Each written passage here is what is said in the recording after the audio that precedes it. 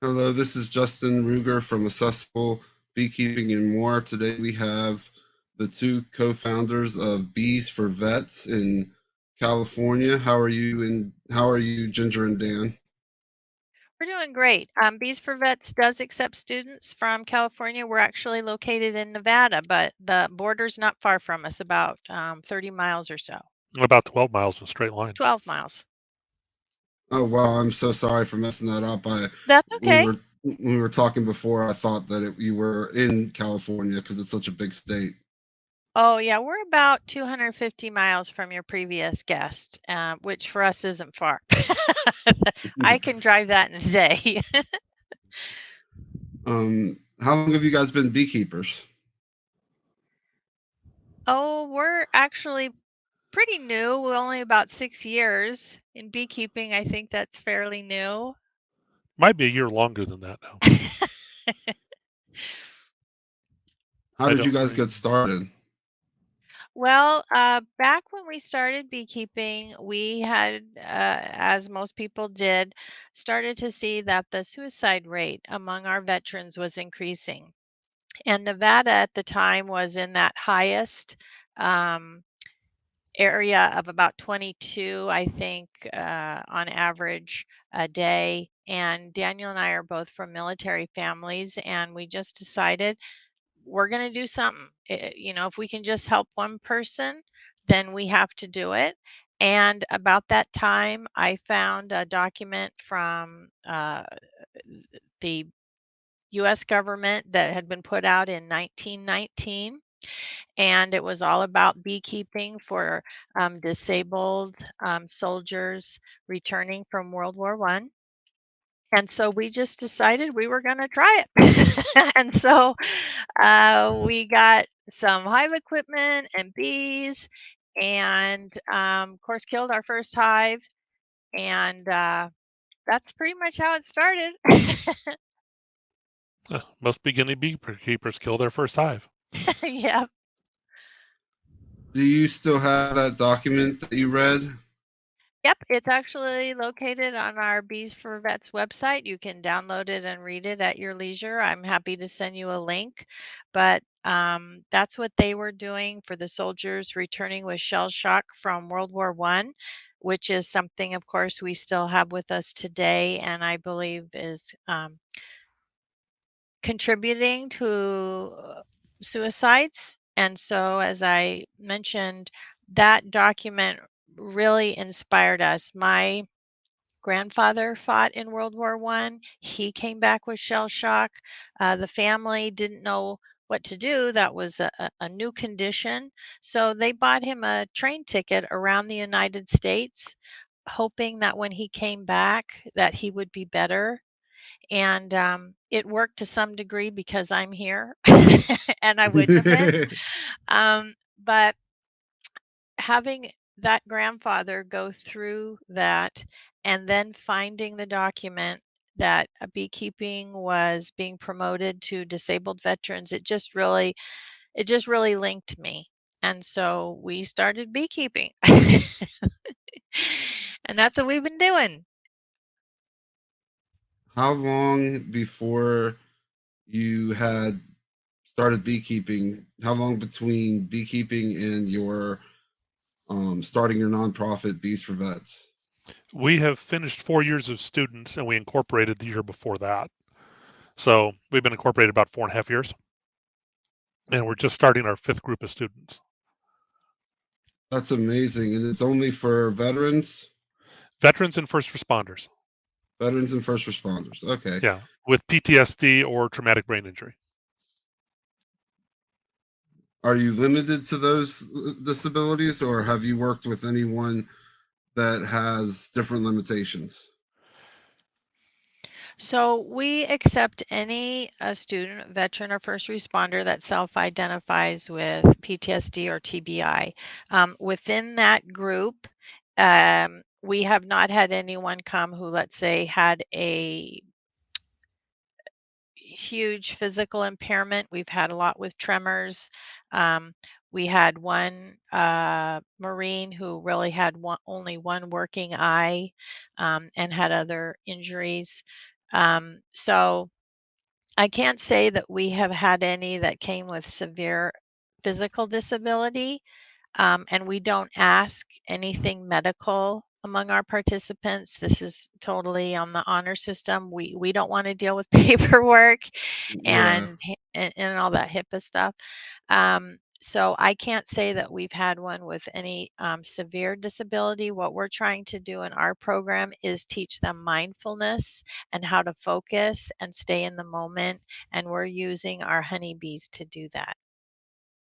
Okay, so just to ask this question, if somebody had a TBI or PTSD and was in a wheelchair, would you Mhm. still take them as a student? I would absolutely take them. They would have to come out to the apiary, which is unfortunately kind of on the side of a hill. And we could make an accommodation as far as we might be able to move a hive or level an area for them to make it more accessible. We also have additional host apiaries. So let's say that you lived in our community and you were interested in hosting a hive. What that means is we would put a hive in your backyard for a veteran and first responder to care for, and it could be in a hive like that with more level backyards and of course, cement walkways that we could accommodate a veteran in a wheelchair. But our apiary, and we're very lucky to have this partnership, is located at the University of Nevada, Reno's experimental station, which is watched over by the College of Agriculture. And they've given us some space, and that's where we have our teaching apiary. Yeah, they leveled out part of the side of a hill and said, "Here you go." So, and it's only That- sort of level, and you'd be amazed how rapidly it grows rocks. that's amazing. Where, how far out do you branch out with your members? We've had members that have driven more than 2 hours each way to come And how work with long us. is the program? Every Saturday from when we get bees, so mid-April to first weekend in May until usually the end of October. Great. Do you provide them with all the equipment, or is that something that they have to bring with themselves? We provide a bee jacket, a smoker, a hive tool, and a copy of the Backyard Beekeeper All when for you start the free. program. Our participants don't pay for anything. I mean, we can't reimburse for gas and that kind of thing, but all the safety equipment we pay for, and they get to keep. Yep. And then if you complete the program, so and not everybody's going to be able to make it every weekend. We know that we're dealing with people with mental issues and so on, and they may have a couple 3 weeks they just can't cope with coming out dealing with more people, and that's fine.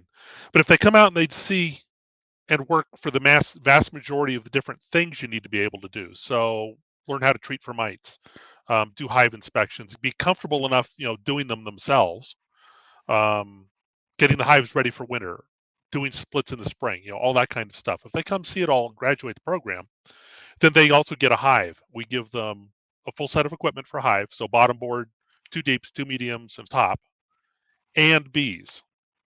So they get a nucleus colony to go with that when they graduate, so that they can continue to keep bees. And then they're also always welcome to come back out. So if you complete the program but you still want to come out and help out, you're welcome to. Um, you can check hives for somebody who didn't come this week, or you can, somebody who's got tremors or a back problem and can't lift, you can help them. By the end of the time they've been in the program, they've tended to have developed a team. So they're helping each other and working. So when occasionally they come back out and help, they just jump right back into that team and they're helping, whoever needs help when they come. It's really pretty cool to watch. Do you know if Nevada has the agro ability I in Nevada? I've heard about agribility. In fact, a few years ago, I was looking into it more heavily. I'm hoping in the future to have more of a partnership with some local agencies to make that more readily available in our area. I have not heard, as I said, of too much of it offered here, but I believe in agribility, and I'm hoping now that I've retired and have more time to be able to put some efforts into getting that here for our veterans. Yeah, we have agribility here in Virginia, and there's currently 25 states in the United States that offer it, and it's on a like a lottery, or you have to apply for it and get approved to have agribility in your state. So I was trying to look up if Nevada had one, but I'm friends with somebody from the National Agribility Network, so Mhm. I'll ask if they have any. I know there's one in California, and I know there's one in Virginia, and Michigan has a big one because they work with Heroes for Hogs. But I can Mhm. definitely talk to my friend and see if there's one in Nevada and get you connected with them. Oh, that would be great. That'd be fantastic. Like I said, we're in a partnership with the university, and I think it would make a perfect match because they have their College of Agriculture, right, that we work with, and I don't know, I just see a great fit there. What percentage of your vets complete the program? More Um, than half. yeah. Um, we started last year with 11 students. 6 of them have completed. One of them's coming back this year to complete. But last year, the mess in Afghanistan came up, and we lost a couple who had served there. They just quit coming. Um, COVID also popped its head back up, and a couple more just disappeared when that happened. And do you guys follow up with your successful beekeepers after they move on? Not specifically, but they all remain part of our email list. So another thing, when you start the programming, we put you on our student email list. You stay there until you tell me you want off of it. Because one of the things our students told us the first year is what they missed when they left the military was the team. They'd been part of a team, and then it's gone. And that was one of the hardest things to lose. So the last thing I wanted to do was do that to them again. Because like I said, they come out, they become a team. Well, and then cut them all off and say, "Oh, sorry, see you, goodbye." That's just going to hurt somebody or cause more problems for somebody again. So we keep them all on, and they all get the emails every week. And some of them respond and come out. Um, One of them calls us twice a year to come help him, look at his hive and make sure he's doing everything okay and everything's working. Um, One of our first year students has volunteered to come back this year and help teach, since with my vision issues, I can't see everything in the hive anymore. I can tell there's bees there, but I can't tell you much more about them. Um, so he's volunteered to come back out and help teach. So, they're still there. They can participate as much as they want. Some of them check in, some of them don't. Um, we're not going to be pushy, but they're always welcome. And we're lucky to have a meadery here in Reno. And once a year, they're very kind and they give us a commercial tour of the meadery. Meat, as you know, is part of what you teach or can learn. To do with honey. So we go down there for a commercial tour of their mead company, and everyone who's ever been in our program or any volunteer who has helped are all invited, and we have a pizza party. So nobody ever really gets away from us. They're always part of the family. Uh, I said they're always welcome to participate. Um, and that's, she mentioned our volunteers too. If you volunteer for us, you don't have to know anything when you start. We teach our volunteers the same way we teach the veteran and first responder students we have. Um, so even if you don't necessarily qualify for the program, because say you're not a veteran but you've got PTSD, you could come out and volunteer. We'd still teach you. You'd still be getting to try some of those benefits from the beekeeping. We just don't provide, like the bee jackets for volunteers. We'll give them a loaner for a little while, but if they want to stay, they have to buy their own. But other than that, we treat them basically just like the students. They come out and do the same things and help out with the same stuff. Okay, so you've made it as inclusive as possible while staying true to the purpose of your nonprofit. Yes. Yeah, and we've had great volunteers. We had a pediatric nurse from the local hospital, just a lovely, lovely young woman. And of course, being from peds, once she realized when those bees were popping out of their cells, right, they were chewing their way out and they were quote unquote the baby bees, she started singing happy birthday to these Aw.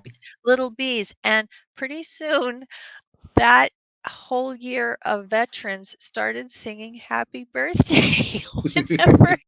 And so even after, she was with us a couple years and then she went away, but her legacy continued because even after she left, people were still singing happy birthday to the bees.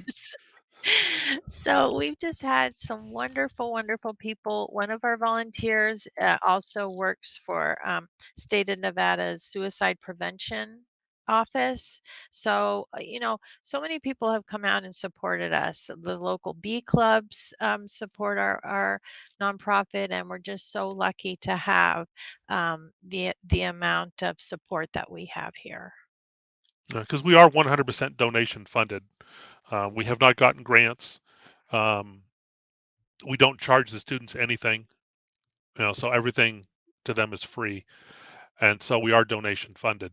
And so the support we've gotten that way has been amazing. It is amazing for what you guys are doing to have as much support as possible. Do Mhm. you so I'm starting a nonprofit myself. I actually just registered it this weekend, called Accessible Beekeeping. And one of the things that I want to do is contact nonprofits such as yourself and help you grow to be able to handle more disabilities. Mhm. Yeah, So that would I'm be as great. one of my I'm in a wheelchair. I had a stroke and I had a car accident that gave me a TBI, and then from the TBI I had a stroke, which has put me in a wheelchair. And I'm working on keeping bees, and I noticed that there was not a lot of help out there for the general public. Mhm. And No, very little. so I'm starting this nonprofit to help the general public, but then I also want to build experimental apiaries in places where they can be taken care of and help. And you already have one your um at your college. So I'd be interested in maybe talking to you guys further about setting up an experimental apiary where you guys live as part of the nonprofit, and joining with you to make it so that you can have people with wheelchairs and further I guess physically limiting disabilities. Sure. Hmm. We'd be happy to talk to you about that.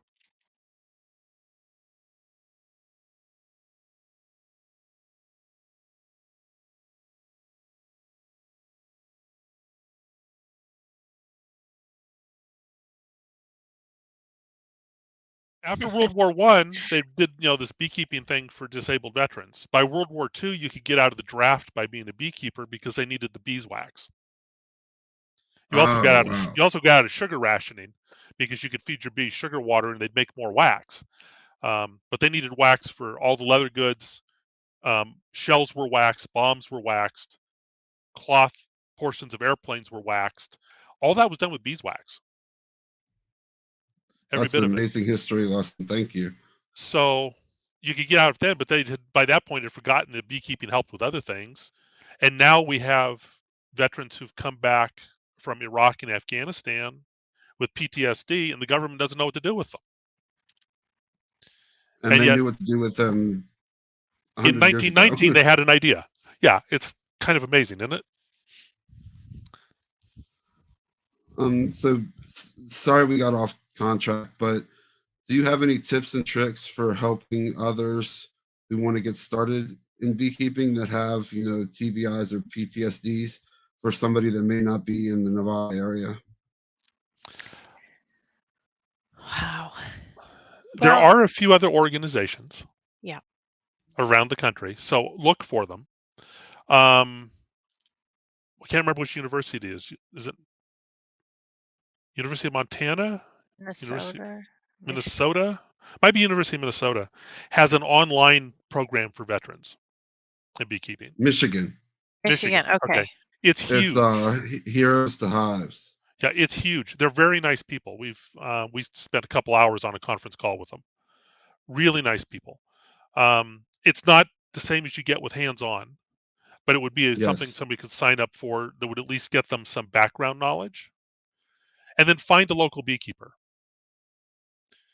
Our program, we're teaching people hands-on. So you're installing bees in a beehive. You inspect that hive, you manage, 2 hives as a student, you manage 2 of them for the year. So you see everything that happens with it that whole time. Find a local beekeeper who's willing to go out with you once a week and inspect a hive or 2. Teach you to let you do it. I think would be the best thing you could get. You're not going to get some of the benefits, like we have the team environment where they end up helping each other and working together more. But you get the hands-on, you get the chance to learn how to kind of stay present in the moment, because you can't drift off to somewhere else while you've got a frame of bees in your hand. The bees will remind you you're not paying attention. But nobody yells at you, nobody screams at you. Apiaries tend to be very quiet and peaceful. And so that's what I'd recommend if somebody wants to start and there's not a program close is, find the local bee club or local beekeeper who's would be willing to work with you. Maybe try the online program if you want more technical knowledge at the same time. Okay. Would be where I'd go. That sounds good. I would just add that many veterans are in bee clubs. I mean, they may not be advertising that, but if someone was interested in learning, they could send an email of inquiry to a bee club and just say, "Hey, I'm a veteran. Do you have any veterans that might be willing to mentor me in beekeeping?" And I'm almost 100% sure that someone would step forward. You said that you guys go into the hive every Saturday, so once a Uh huh. week. Yep. Yep. Once a week. So do you believe that helps? Because there's some beekeepers out there that will wait 2, 3 weeks, but you believe that going in once a week will help keep them focused on the bees and not lose interest or Well, it focus it on them? helps. It helps you learn more, and you get to watch the hive grow. So your skills on how to handle that hive are growing as the hive grows. If we only went in once a month, your skills are going to be growing at a quarter of the pace. You're only in there a quarter as often, but that hive is still going to be growing like mad. So come, June and July when the hive is big and booming and so on, you're not going to have the skill to deal with it. And so by going in every week, it helps build the skills more. It does not help honey production in the slightest, but we're not trying to produce honey. So, we get it. We have more than we know what to do with, but that's not our goal. Um, if you're trying to do honey production, yeah, you don't want to be in the hive as often. At the same Okay. time, if you're worried about a hive swarming or you want to know if they're requeening, you want to go in at least once every 2 weeks because that queen cell is only a cell for 16 days. From the time she's laid till she emerges is 16 days. So if you want to be sure you're keeping track of that, you can't go longer than that.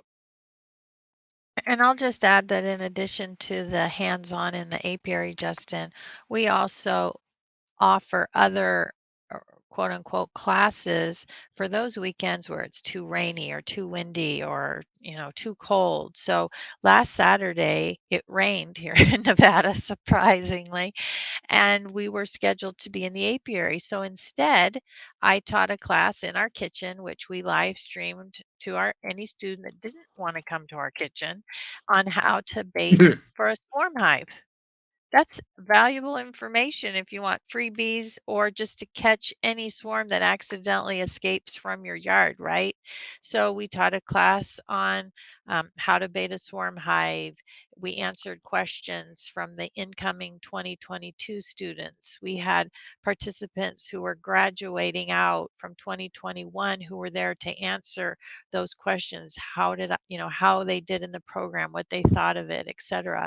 And so it was just a great way for those two classes, 2021 and 2022, to overlap, in a very relaxed environment, learning about swarms. So, yeah, it just, I don't know what Yeah. else to say. And over Beekeepers the love to winter, talk. yeah, there's that too. Over the winter, we do some other classes. We try to do one a month. So we teach them how to make salves and balms because those use wax. So it's something you do with your beeswax. So lip balm, hand salves, those kind of things. We did a class this year on what records you need to keep if you want to start running a small business out of your house.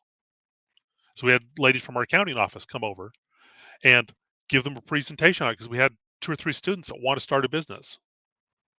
Well, they're going to be starting that obviously out of their house. So what records do you need to keep the IRS happy? What business form should you look at to start out? Do you want to be a sole proprietor? Do you want to be an S corp? Do you want to be an LLC? Do you want to actually incorporate? All these different questions.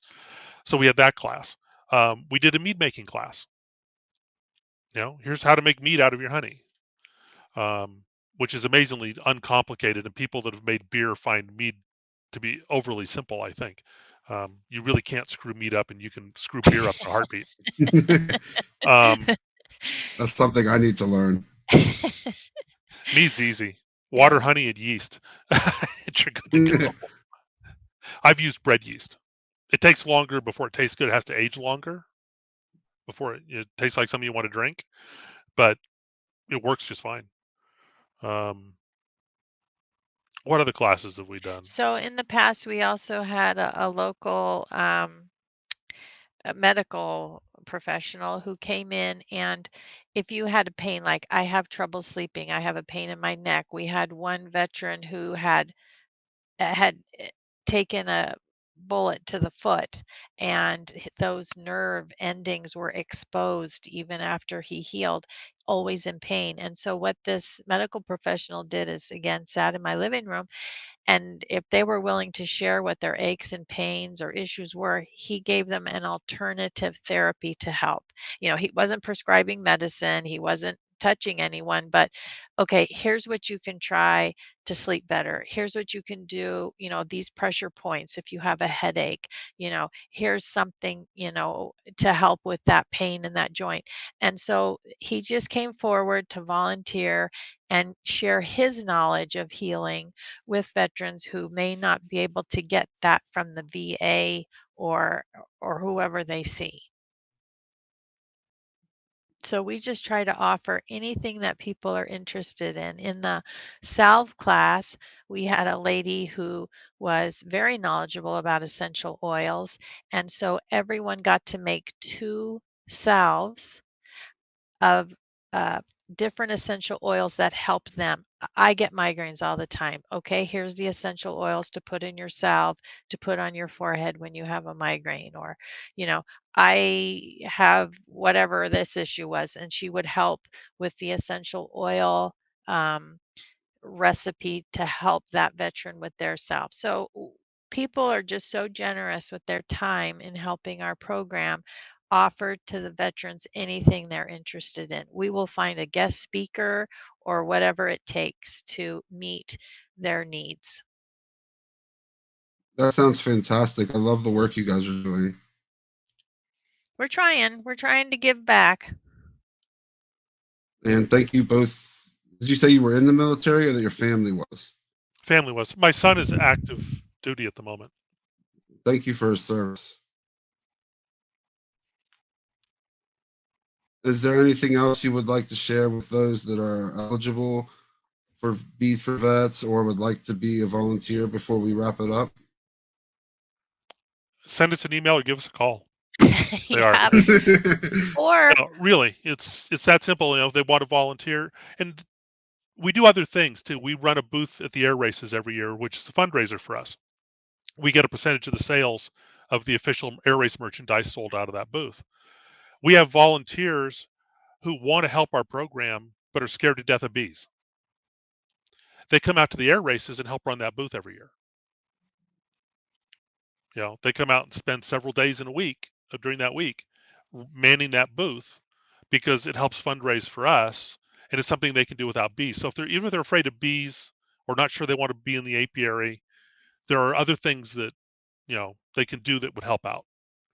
So just contact us. We'll work with people there. People want to be students or want information and so on. We're happy to talk to them. We talk to people from all over the country.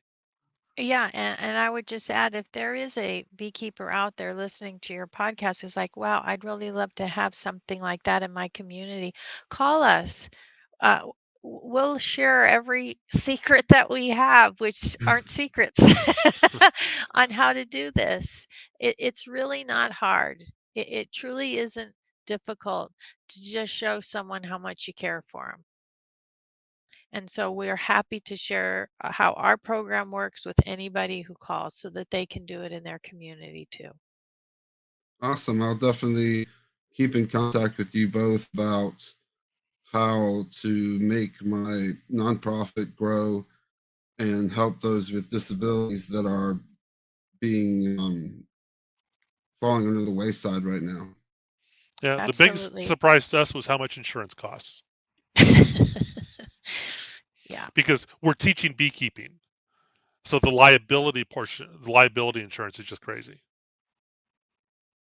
See, I was interested in that because in Virginia, the beekeeper is not liable for anything as long as the apiary is ran according to their agriability rules. So I don't know if it's the Interesting. same in Nevada. No, here, if you walk by the apiary and you get stung, we're not liable. But if you are a student and you tip a hive over and you get 5,000 stings and go to the hospital with anaphylaxis, we're liable. Okay. So we have to have insurance to cover that. The same for our Guess I'm looking into volunteers. insurance. Yeah. If you need beekeeping insurance, send us an email. I can get you the company we use, because there's only a couple in the country that sell insurance for beekeeping. Okay. If you're looking for general liability and so on, any business carrier can help you. But for beekeeping, it's very, very limited. And I'd be happy to send you the contact info for our company. They're out of Florida. Well, I appreciate you guys. If there's anything else, I'm sorry, do you have anything else? I don't think I do. No, I don't think so. Okay, well, thank you very much, Ginger and Dan, the co-founders of Bees4Vets, for being on Accessible Beekeeping and More with me. I hope you have a great night, and we really appreciate you being here. You Thank you too. so much, Jess.